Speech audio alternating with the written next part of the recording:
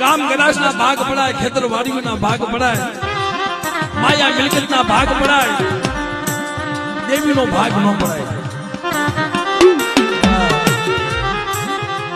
અને ભાઈ વસ્તી બાજે, ભાઈ ભાઈ બાજે,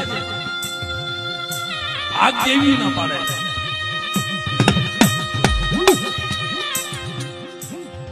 ભયું ભયું બાજે અને ભાગ દેવી ના પાડે.